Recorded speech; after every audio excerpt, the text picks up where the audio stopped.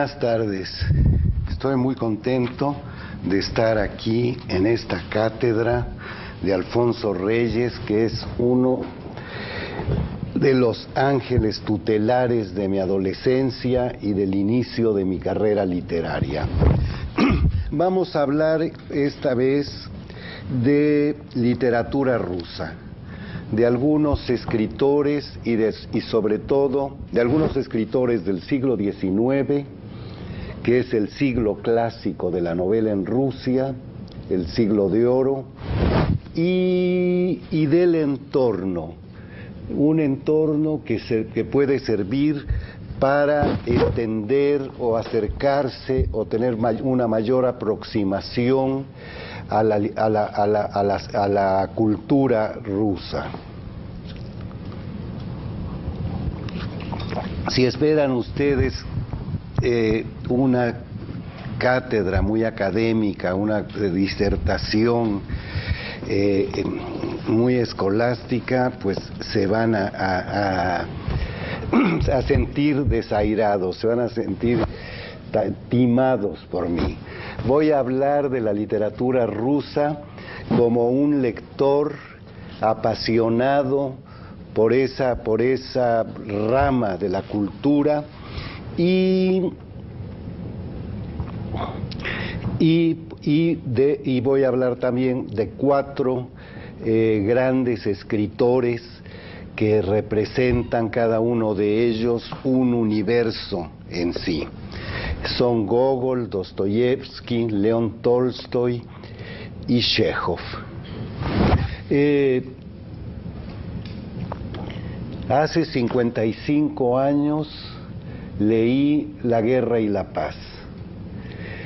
Era yo todavía un adolescente, o entraba yo a la adolescencia, y fue una lectura apasionada, una lectura que podría haber sido como un vicio, las semanas o meses, no sé cuánto tiempo duró, leer los 6 volúmenes de la edición de Málaga, de la editorial Málaga, de esta gran novela. Una de las novelas que se cita siempre cuando hacen encuestas sobre las 10 mejores novelas o sobre las 5 mejores novelas, siempre está La guerra y la paz, y merecidísimamente. Muchos años después fui agregado cultural en Rusia, en Moscú, en la embajada mexicana, y volví a leerla, y bueno, fue otra lectura, fue realmente una lectura, no digo a fondo porque es muy difícil pensar que uno llegue al fondo de ese libro inmarcesible, de ese libro que es todos los libros, podría uno decir, todos los temas. Pero me sorprendió mucho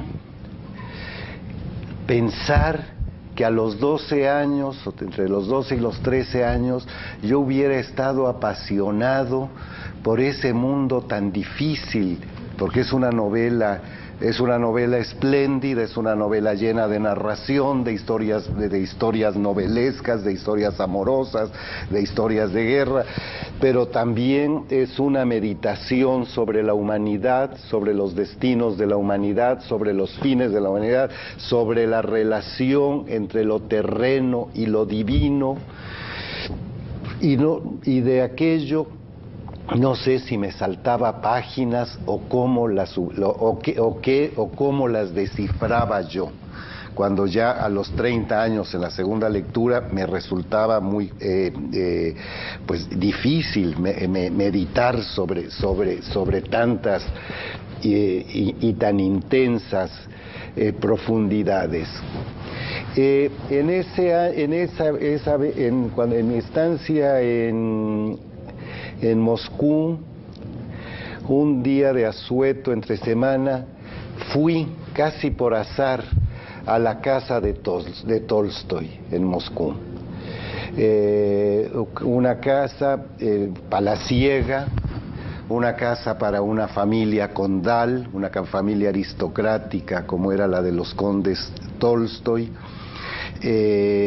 con un bosque de abedules preciosos en torno, que ahora, después de la muerte de Tolstoy o de la familia de la viuda de Tolstoy, quedó como museo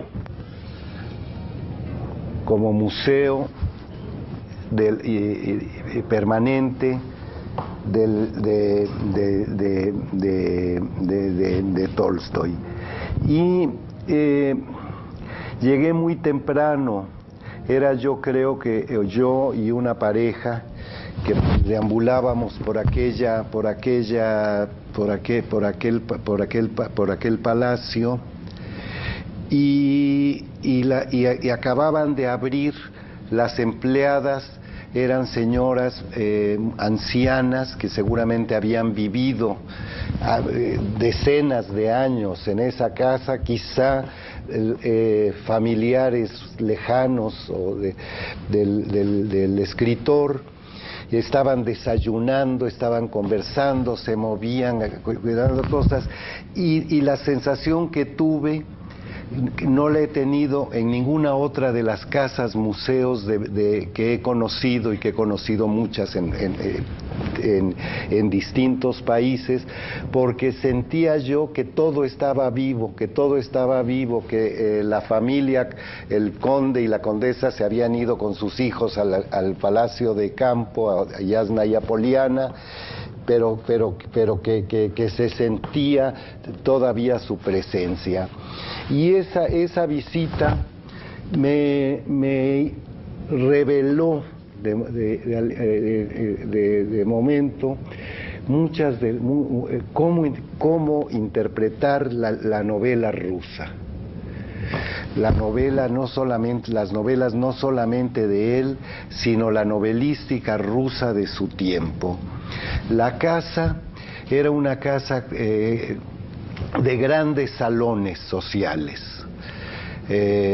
Un salón inmenso donde se hacían los bailes, las grandes fiestas, donde cabrían 200 o 300 personas, en la planta baja, y en la parte de arriba eran 2 pisos. Era una casa de madera, de leños, esta cosa de construcción de leño sobre leño pegados con algún pegamento, muy rusa. En la parte de arriba era también el comedor, un comedor con otro salón grande, pero no como para tanta gente, que era donde recibían las visitas. Estaban los retratos de muchos de los personajes de la época, Tchaikovsky, el músico, Turgeniev, los críticos, otros parientes, y alrededor de esas 2 grandes salas, la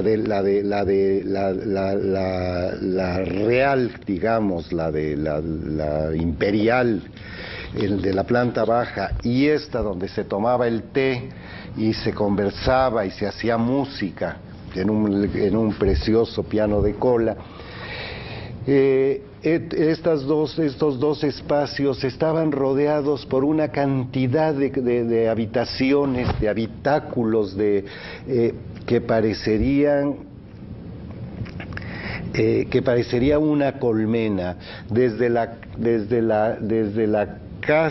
recámara, desde el dormitorio de Tolstoy y de su esposa hasta todos los demás, eran pequeñísimos. Cabía una cama, una mesita y un lugar para colgar la ropa. Entonces, decía, eran 11 hijos, entre hijos e hijas, pero también los parientes que pasaban por la casa y que se quedaban largo tiempo, primas, tías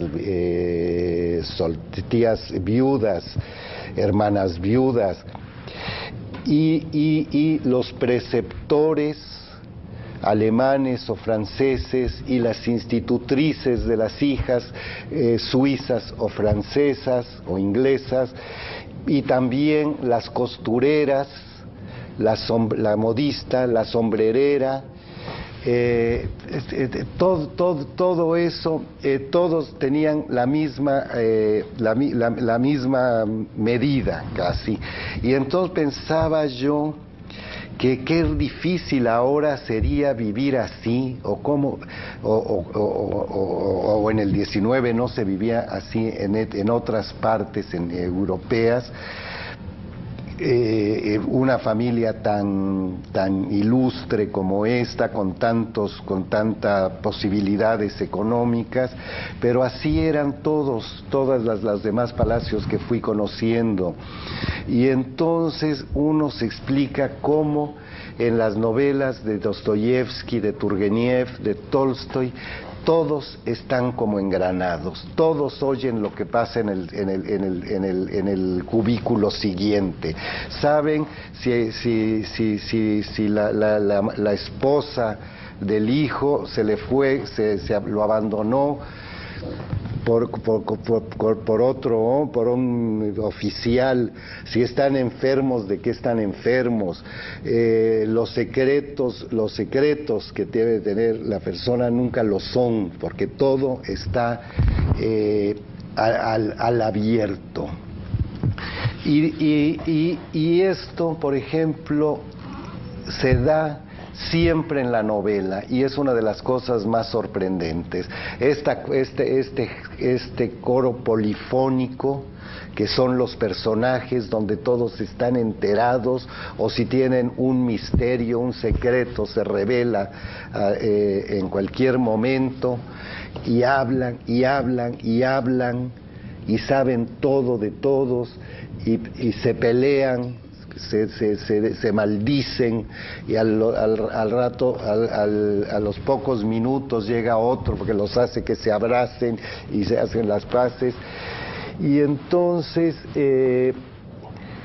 me dejó así al leer, después de esa visita, al leer, seguir leyendo la novela rusa, tuve la sensación que uno de los bueno, y está claro, pero no lo había yo visto del todo manera, que el carácter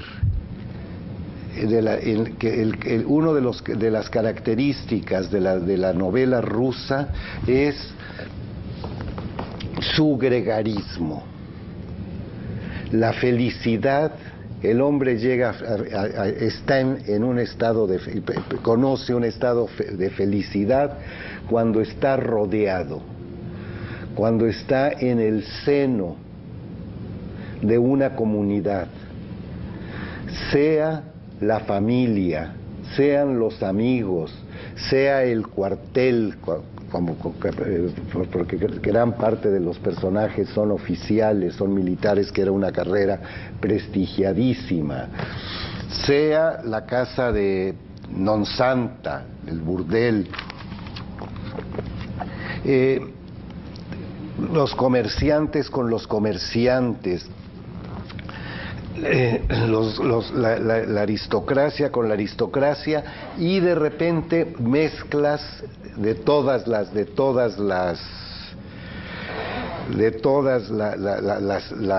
clases sociales, como sobre todo en Dostoyevsky o también en Chekhov.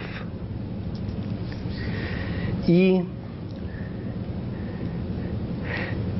apartarse de la colmena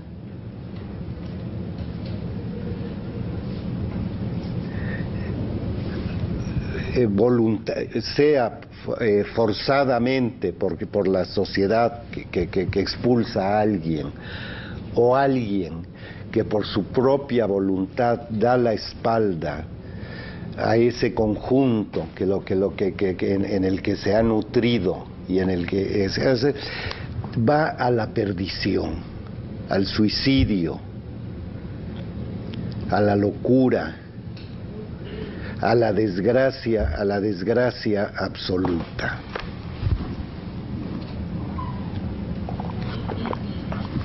Ninguna novela nacional, ninguna literatura nacional tiene este carácter, que es un carácter, que es el carácter de la sociedad rusa, vivir en Grey, en conjunto, desde los inicios de la formación de Rusia hasta ahora.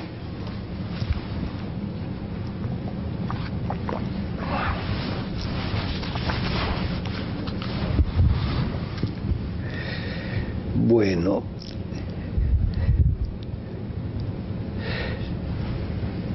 la cultura rusa, la nación rusa, los usos y costumbres de los rusos han parecido siempre a los europeos usos y costumbres excéntricos. Rusia se ha movido en direcciones que no fueron las direcciones que Europa tomó en conjunto. No hubo renacimiento, no hubo el siglo de las luces, el siglo de la crítica, el siglo XVIII. El siglo XIX en gran parte es ajeno a es ajeno a el siglo XIX ruso es ajeno a Europa. El siglo XX lo hemos visto por otras características, pero también diferente, distinto al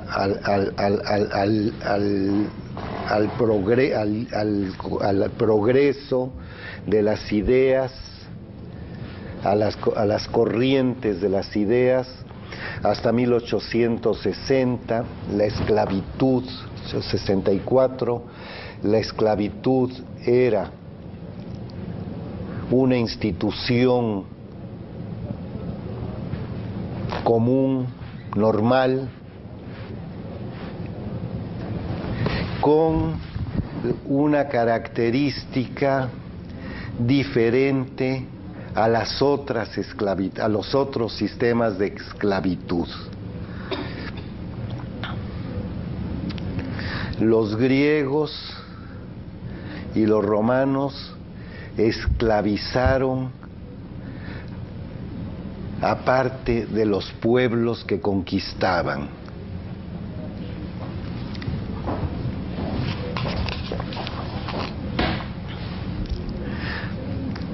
Fuera de Grecia o fuera del Imperio Romano,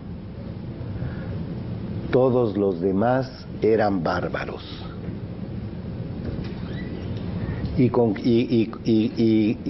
capturar bárbaros y someterlos a la esclavitud era una cosa absolutamente posible, normal, bien vista, daba prestigio. Comprar y vender esos seres humanos estaba sujeto a reglamentos comerciales, pero legales, y en Rusia no, los rusos, los siervos rusos, que eran los esclavos, eran rusos también. Eran del mismo color, de la misma lengua, de las mismas facciones que sus propietarios, lo cual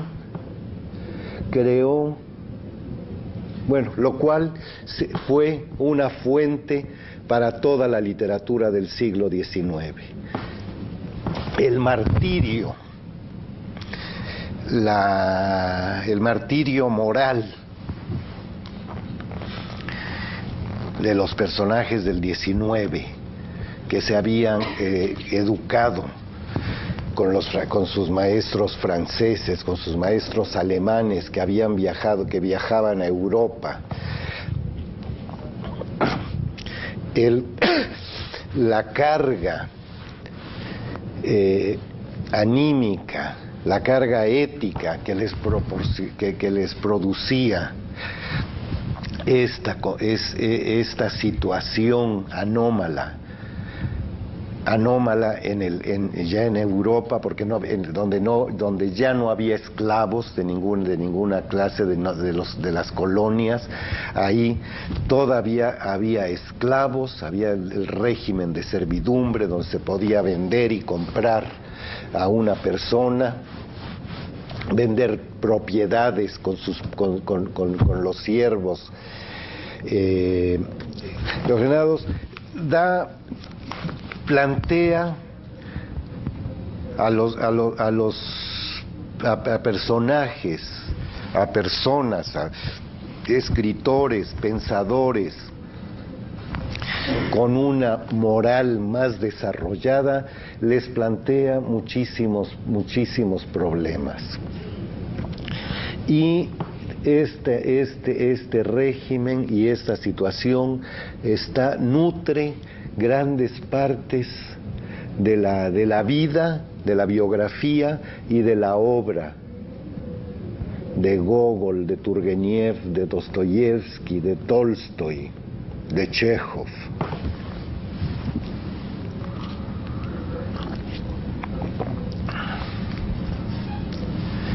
La cultura rusa, la inicial cultura rusa, no viene directamente de Europa, no se nutre en las fuentes europeas. De Grecia solamente tiene la escritura. El pensamiento ruso viene del este, de Bizancio. Y la religión, el cristianismo, no les llega por Roma, que es su enemiga, sino por Bizancio. Son ortodoxos. La formación religiosa y el desarrollo de esta nación van en común, van en conjunto, van paralelas.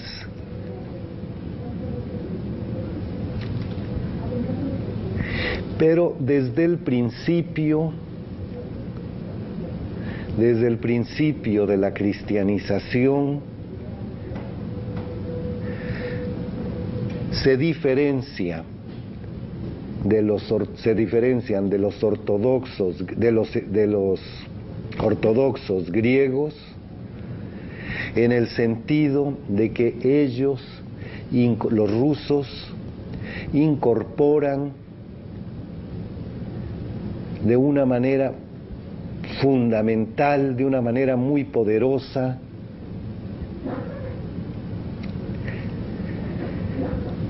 los elementos paganos de las tribus anteriores a la llegada de los rusos y los búlgaros. Los elementos sagrados son la tierra, el agua, el río, la naturaleza. La consagración de la primavera, por ejemplo, es una fiesta que tiene una importancia tan extraordinaria y que se celebra con tanta pasión como la Semana de la Pasión, como las Pascuas. Y ese elemento sigue siendo vigente hasta ahora. Sobre todo la tierra, la madre tierra, la madre tierra rusa. Todo esto crea un nacionalismo ultra exacerbado al no parecerse a los demás.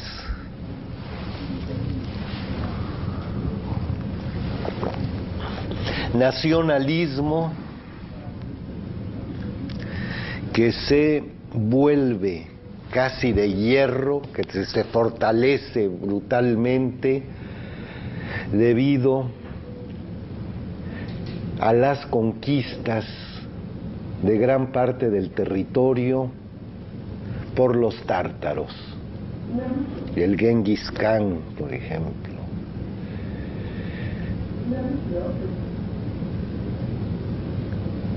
La defensa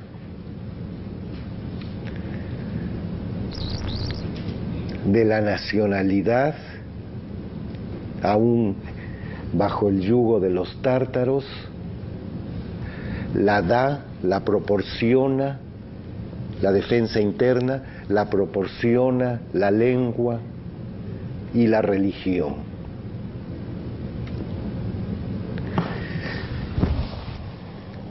El nacionalismo es una corriente agudísima, poderosa, visceral,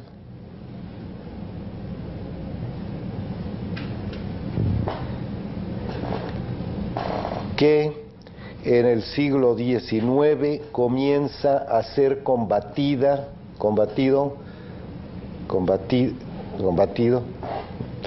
por los filósofos, por algunos escritores, por algunos personajes cercanos a la corte, por algunos aristócratas, por algunos propietarios, que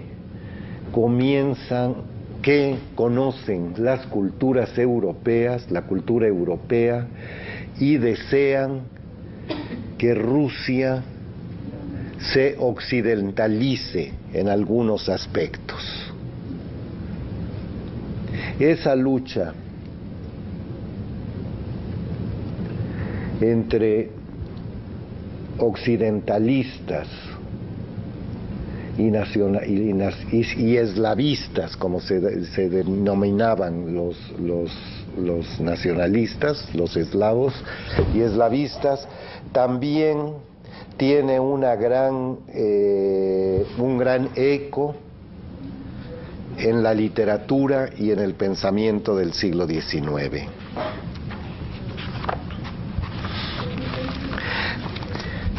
Voy a leerles una cita que a mí me emociona mucho, de Anton Chejov.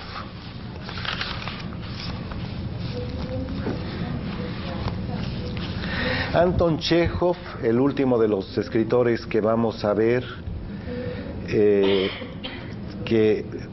es una figura inmensa desde el punto de vista ético y desde el punto de vista literario, que es un personaje que ha tenido influencia hasta nuestros días, que tiene influencia en nuestros días, no solamente en Rusia, sino en el mundo entero, sobre todo entre los anglosajones, los ingleses y los norteamericanos.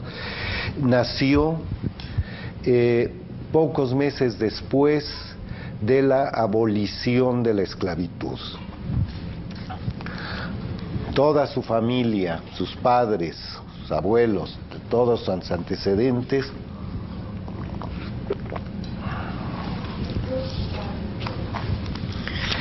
fueron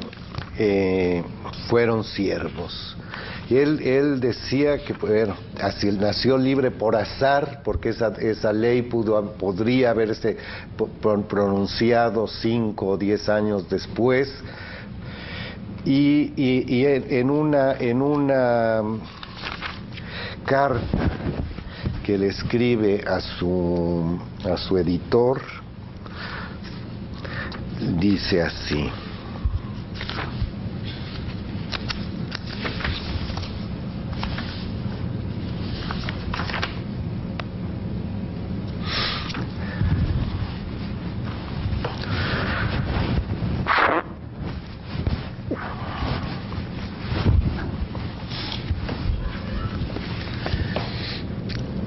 escriba usted el relato de un joven, se refería a Chejov a sí mismo, hijo de siervos, antiguo trabajador en una tienda, cantante, liceísta, estudiante, educado en el respeto a los cargos, en el hábito de besar la mano de los popes, de reverenciar las ideas ajenas, de dar las gracias por cada trozo de pan de dar las gracias por cada trozo de pan recibido, que fue azotado muchas veces, que ha ido a dar lecciones sin el calzado suficiente en el invierno, que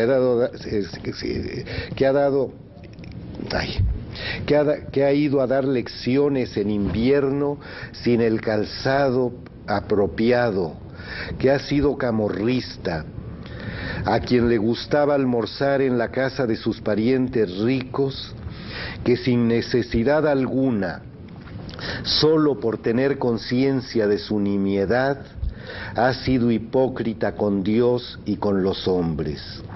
Escriba usted cómo ese joven extirpa de su ser gota a gota al esclavo. Y un buen día, al despertar, advierte que por sus venas ya no corre sangre de siervos, sino verdadera sangre, sangre humana. Hasta ahí Chejov. Y sin proponérselo expresamente, ese fue el camino que recorrió la novela rusa en el siglo XIX. En todas y cada una de sus páginas pugnó por hacer desaparecer la sangre de siervos y transformarla en verdadera sangre, en sangre humana. Y ya que cito algo, voy a citar también otros testimonios. El alma sufre, el alma está enferma, el alma se recupera. Según Virginia Woolf, esas son las pulsaciones del alma lo que nos interesa en la novela rusa, no el destino de sus personajes. El alma es el protagonista verdadero. ¿Y qué cantidad de alma se encuentra allí en estado puro? Cualquier novela abierta al azar nos entregará pasajes preciosos de ese temblor espiritual. Y ahora digo yo, me basta citar un pasaje de los hermanos Karamazov de Dostoyevsky. Dmitri Karamazov despierta en el juzgado durante uno de los descansos del juicio que se le sigue, acusado de haber sido a su padre. Y esto es lo que dice Dmitri Karamazov. ¿Qué? ¿Dónde? Exclamó abriendo los ojos, sentándose en el arca, como si volviera de un desmayo, sonriendo brillantemente. Nikolai Parfenovich estaba de pie a su lado y le decía que escuchara la lectura en voz alta del acta y que la firmara luego. Dmitri supuso que se había quedado durante más de una hora dormido, pero no oyó bien lo que le decía Nikolai Parfenovich. De pronto le sorprendió descubrir el hecho de que tenía una almohada bajo la cabeza. que no se encontraba allí cuando se había acostado extenuado sobre el arca. ¿Quién puso esta almohada bajo mi cabeza? ¿Quién fue tan bondadoso?, exclamó con una especie de arrebatada gratitud y lágrimas en la voz, como si se le hubiese hecho una tremenda bondad. Nunca supo quién había sido el hombre bondadoso. Quizás uno de los campesinos que fungían como testigos, o el pequeño secretario de Nikolai Parfenovich compasivamente había pensado en poner una almohada debajo de su cabeza, pero toda su alma se estremecía en lágrimas. Se acercó a la mesa y dijo que firmaría todo lo que quisiera. He tenido un hermoso sueño, caballeros, dijo con voz extraña, con una nueva luz, como de alegría en su rostro. Por un momento, apunta Ian Forster, al referirse a ese fragmento, sentimos que el universo entero necesita piedad y amor. Los personajes representan allí algo más que ellos mismos. Y tal vez eso hace de la novela rusa del periodo clásico un fenómeno diferente a la del resto del mundo.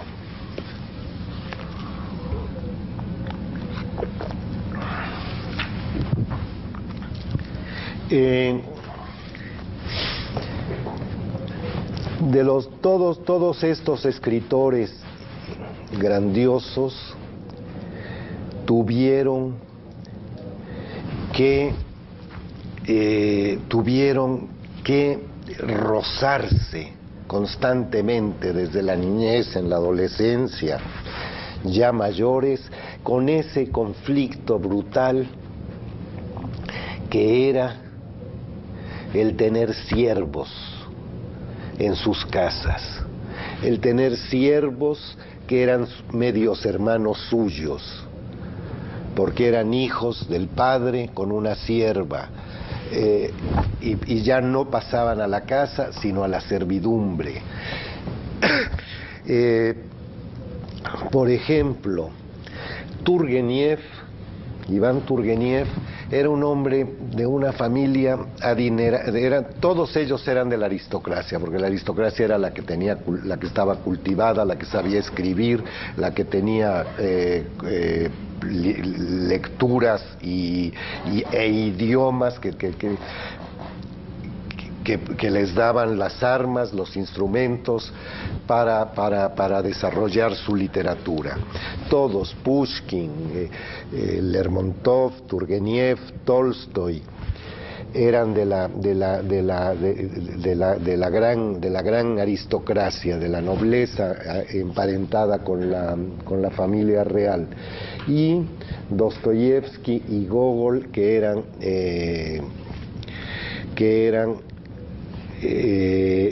miembros de una aristocracia menuda, de ramas secundarias de la aristocracia. Chekhov, a final del siglo, es uno de los primeros escritores que está libre, o que es ajeno a toda esta prosapia, a esta formación, a estos usos de la nobleza. Para entonces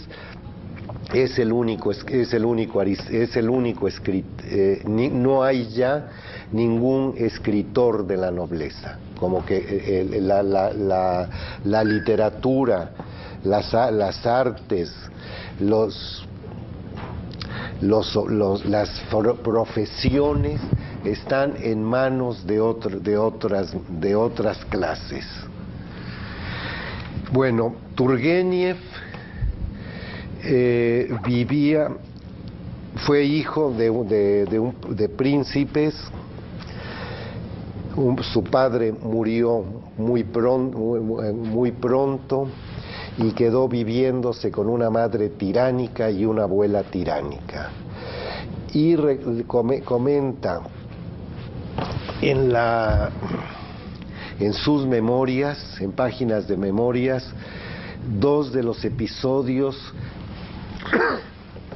que le hicieron salir de Rusia, de los recuerdos más vergonzosos, decía, que tenía en su familia. Era una familia con cientos o quizá miles de siervos, y la madre tenía como juguete, como un perrito, a un niño siervo. Un día le dio un manotazo la madre por reprimirlo, y el niño se cayó. La madre se cayó desmayado. La madre se montó en cólera porque pensaba que estaba fingiendo eso, y lo ahogó con un cojín hasta asfixiarlo. Nadie podía hacer, nadie castigaba eso, era un siervo. Otra vez, en el jardín, pasó junto a dos jardineros jóvenes, su madre, y estoy un poco resfriado. Pasó junto a dos jardineros y no se inclinaron, estaban conversando, no advirtieron que la princesa iba pasando, y no hicieron la caravana, el saludo de postración ante ella, y entonces en ese mismo día los mandó a Siberia, a los campos de castigo, para toda la vida o para mucho tiempo. Entonces, bueno, Tolstoy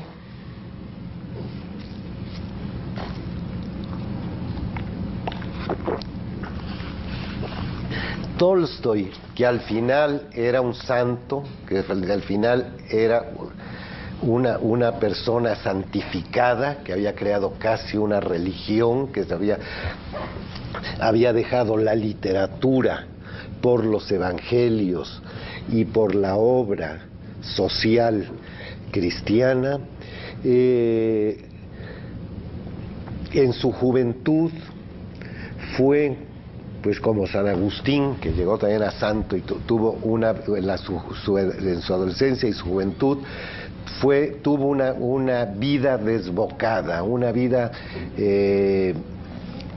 orgiástica,